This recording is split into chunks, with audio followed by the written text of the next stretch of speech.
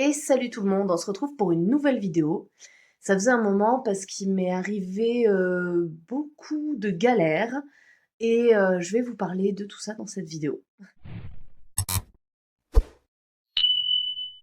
Dans la dernière vidéo, je vous parlais de mes galères avec le vent et je vous ai emmené avec nous dans notre première balade en main.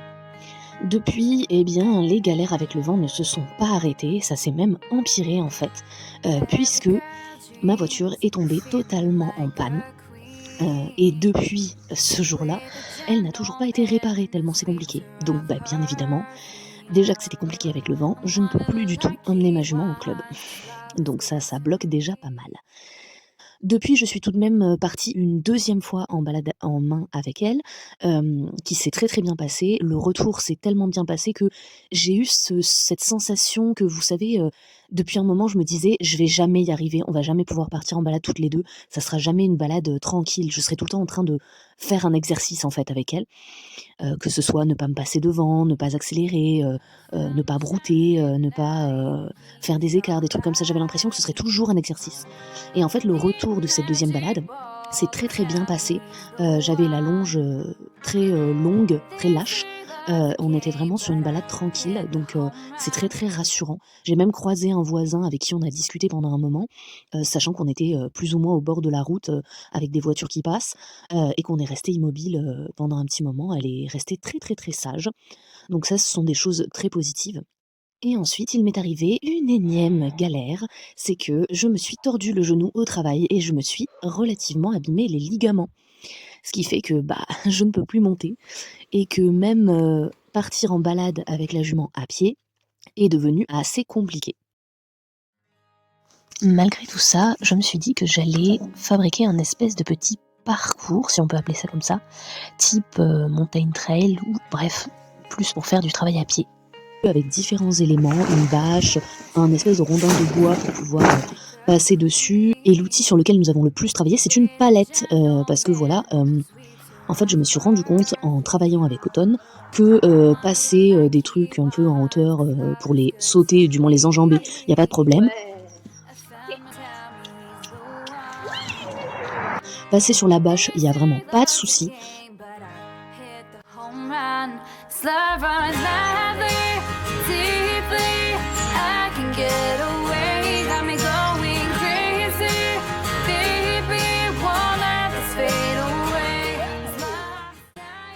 Mais par contre, quand il faut lever les pattes pour marcher sur une surface un peu plus surélevée, là ça devient compliqué.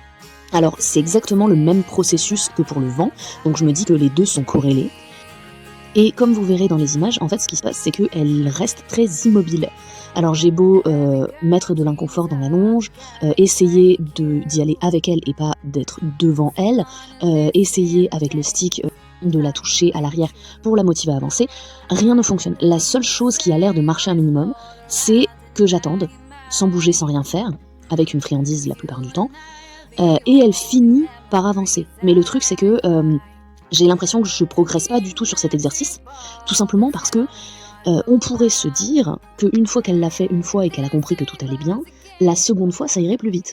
Eh bien non, même pas. Il y a des fois où elle le fait en littéralement 1 minute, il y a des fois où ça en prend 30, il y a des fois où ça va prendre 5 minutes, et la seconde d'après, ça va reprendre 30 minutes, voire 40 minutes. Ça peut être très très très long. Et du coup, j'ai l'impression qu'il n'y a pas de progression dans cet exercice, puisque j'ai vraiment l'impression que on n'est pas passé de je passe 40 minutes à essayer de passer cet exercice à j'en passe 2. Il y a pas de... J'ai l'impression qu'il n'y a pas de progression en fait. Ça avance pas très bien. Donc c'est très compliqué pour moi et c'est très frustrant parce qu'encore si elle me donnait des réponses mais que c'était pas des bonnes réponses, je pourrais à la rigueur essayer de les corriger. Mais là c'est juste qu'elle me donne pas de réponse du tout. Donc c'est très très compliqué. Mais j'essaie de continuer à travailler là-dessus puisque de toute façon en ce moment, à part travailler là-dessus, je ne peux pas faire grand-chose.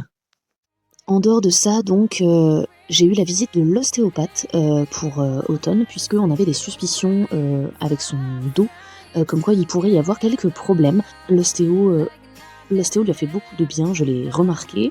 Je pense que c'était la première fois qu'elle voyait une ostéo, parce qu'elle a été un peu décontenancée.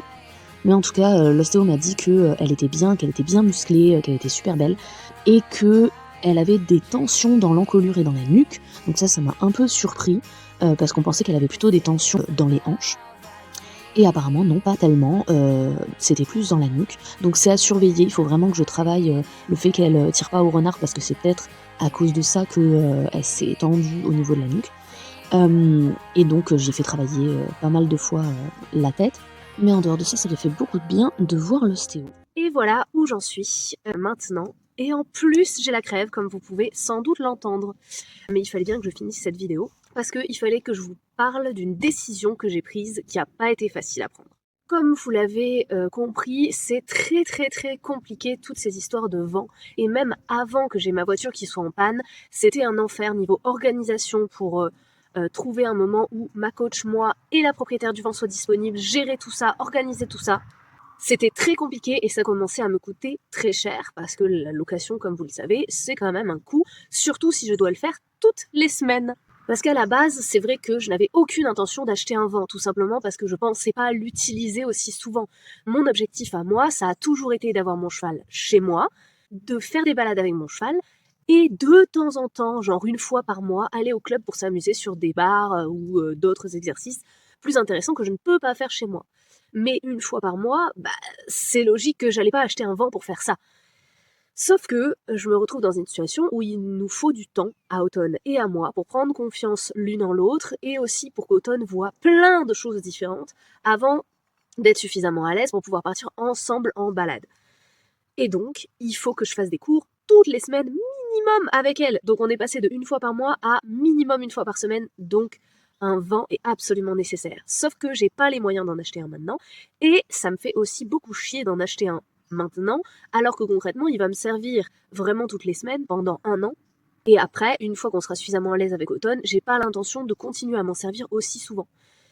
Donc, acheter un vent et payer une assurance pour s'en servir que là pendant 1 an et ensuite pendant très peu de temps, alors oui, il y a toujours la solution de le revendre, mais bref, tout ça pour dire que, de toute façon, même si j'avais cette solution-là, elle ne me convenait pas parce que c'est très compliqué et c'est beaucoup d'organisation et beaucoup de stress pour rien. Donc j'ai pensé il y a quelques mois à mettre Automne en pension, temporairement. Juste le temps qu'on puisse prendre confiance toutes les deux et qu'elle puisse apprendre plein de choses et voir plein de choses, peut-être 1 an, peut-être 2, grand maximum, pour que je puisse la monter le plus souvent possible et pour qu'elle puisse voir plein de choses et plein de copains, sans être obligée de nous torturer avec cette histoire de vent. Depuis que j'ai eu cette idée, j'en ai bien évidemment parlé à ma coach actuelle. Et elle m'a expliqué que c'était très compliqué. Faire rentrer un nouveau cheval dans un troupeau, c'est très galère. Trouver une place dans une écurie, c'est très galère. Il faut qu'elle soit avec des copains, puisqu'elle peut pas vivre seule, ce qui est normal pour un cheval. Néanmoins, il faut que ces copains-là la laissent manger et qu'elle les laisse manger. C'est extrêmement complexe. Quand elle s'est aperçue que les problèmes avec mon vent ne me permettaient vraiment pas de venir toutes les semaines et que c'était très compliqué, elle m'a dit qu'elle chercherait une place pour Automne. Néanmoins, ça va faire, je crois, au moins 2 mois qu'elle m'a proposé ça, et elle n'a toujours pas trouvé de place, ou en tout cas, elle ne m'en a toujours pas reparlé. Pendant ce temps-là, eh bien, Automne est au pré et elle ne fait pas grand-chose, surtout depuis que je me suis blessée, évidemment, mais même quand je serai réparée, on ne peut pas faire grand-chose d'autre que du travail à pied, puisque je ne peux pas la monter dans mon pré. Donc, comme ça devient très compliqué, j'ai pris une décision encore plus difficile que la décision de la mettre en pension, qui est celle de la mettre en pension ailleurs. C'est pas une décision facile à prendre parce que j'aime le club où je suis, j'aime beaucoup ma coach, les infrastructures, je sais comment tout ça fonctionne et je suis à l'aise. Et surtout, c'est une écurie qui est pas loin de chez moi aussi. Donc tout est pratique dans le club dans lequel je suis. Néanmoins, je peux pas juste attendre que les choses se passent sans avancer sur notre projet avec ma jument. Donc ça va pas être facile, mais je vais attendre d'être remise de mon genou et je vais la mettre en pension dans des nouvelles écuries. Donc voilà, je voulais vraiment vous faire cette vidéo pour vous résumer un petit peu tout ce qui s'était passé, parce qu'il s'est passé beaucoup de choses, mais pas des choses vraiment filmables pour faire une seule vidéo. Il fallait que je réunisse tout dans une seule. Et voilà comment se termine mon année 2025, qui a été vachement pourrie quand même. J'espère vraiment que 2026 va nous apporter de bien meilleures choses. Il y a encore beaucoup à faire, beaucoup à dire et beaucoup à partager avec vous.